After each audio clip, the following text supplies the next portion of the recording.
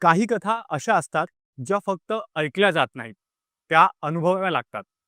वास्तविकता यशाची मध्ये आम्ही अशाच प्रवासांचा मागोवा घेतो, जिथे स्वप्न आणि वास्तव एकत्र येतात, जिथे कष्ट आणि सरकारी योजनांची सांगड बसते आणि घडते यशोगाथा. चला तर आजच्या भागात अशा काही कथा पाहूया ज्या तुम्हालाही नवा मार्ग दाखवतील.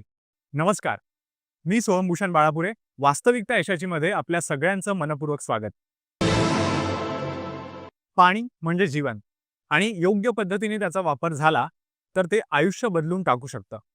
सातारा जिल्ह्यातील फलटण तालुक्यातील सासकल येथील प्रगतशील शेतकरी बबन मुळीक यांनी याच विचाराला वास्तवात उतरवले आहे. माळरानावरती स्वतः विहीर खोदून पंतप्रधान सूक्ष्म सिंचन योजनेतून ठिबक सिंचनाचा अवलंब करून त्यांनी 9 एकरांमध्ये डाळिंब, सीताफळ, वॉटर ॲपलसह तब्बल 22 प्रकारची फळझाडे फुलवली आहेत. सेंद्रिय पद्धतीने शेती करताना रसायनमुक्त पीक घेऊन त्यांनी केवळ स्वतःचं उत्पन्न वाढवलं नाही, तर इतर शेतकऱ्यांसाठीही प्रेरणादायी उदाहरण घालून दिलं आहे. चला मग पाहूया पाण्याच्या प्रत्येक थेंब जपून ठेवून स्वप्न मोठं फुलवणाऱ्या प्रगतशील शेतकऱ्याची यशोगाथा. वास्तविकता यशाची मध्ये. फलटण तालुक्यातील सासकल येथील शेतकरी बबन मुळीक यांनी अथक प्रयत्न करून माळरानावरती डाळिंबाची बाग फुलवली आहे. माळरानावरती विहीर खोदून त्यांनी पाण्याच्या प्रत्येक थेंबाचा वापर करत डाळिंब, सीताफळ अशा 22 विविध फळझाडांची लागवड केली आहे. पंतप्रधान सूक्ष्म सिंचन योजनेतून ठिबक सिंचनाचा वापर करून पाण्याचं नियोजन केलं आहे. तसंच सौर पंपाचा वापर केल्यानं पाण्याची उपलब्धताही सुलभ झाली आहे. त्यामुळे वीज खर्चही वाचला आहे, असं प्रगतिशील शेतकरी बबन मुळीक यांनी सांगितलं. सूक्ष्म सिंचन योजनेतून ठिबकसाठी फायदा घेतलेला आहे. तर ठिबकमुळे हा फायदा होतो की पहिली पाणी बचत होते.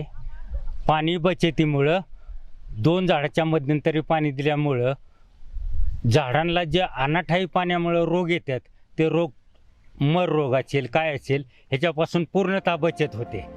9 एकर क्षेत्रातील सर्व फळबागांमध्ये सेंद्रिय पद्धतीचा अवलंब करण्यात आला आहे. डाळिंबाच्या पिकावर रासायनिक फवारणी न करता जीवामृत, वर्मी वॉश, वेस्ट डिकम्पोजर यासारख्या पारंपरिक फवारणीचा वापर केला जात आहे. 35 गुंठे क्षेत्रामध्ये 11 टन डाळिंबाचं उत्पादन झालं असून आतापर्यंत एकूण 35 लाख रुपयांचं उत्पन्न मिळालं आहे. मी शेतकरी बांधवांना एवढंच सांगू शकतो की पहिली बाहवा जातीची निवड मी केलेली आहे. शरद किंग जात आलेली आहे. मी 5 रोपं लावलेत फक्त. त्याचा अनुभव घेतल्याशिवाय मी शेतावरून भाताची परीक्षा करतो. त्यामुळं बागव्याचा मला अनुभव आला आहे.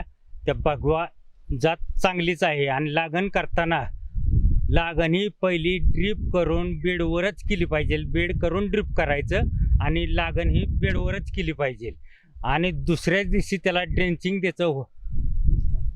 लागण करताना गांडूळ खत थोडंसं वापरायचं आणि त्याच्यामुळं झाडाची मुळीची ग्रोथ चांगली राहील, झाड सक्षम राहील आणि आपण बेडवर शेणखत, गांडूळ खत, निंबोळी पेंड, करंज पेंड, शेंगदाणा पेंड याचा वापर सतत ठेवावा.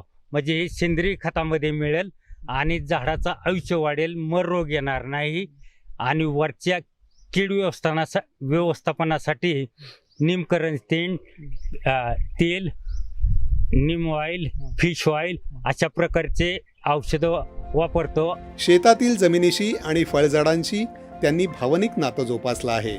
प्रायोगिक तत्वावर विविध प्रकारची 22 झाडांची लागवड करून विविध प्रयोगही केले जात आहेत.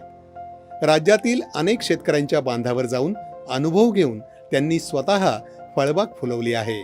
त्यांना महाराष्ट्र शासनानं विविध पुरस्कारानं गौरवलं आहे. दूरदर्शन बातम्यांसाठी श्रीनिवास डोंगरे, सातारा.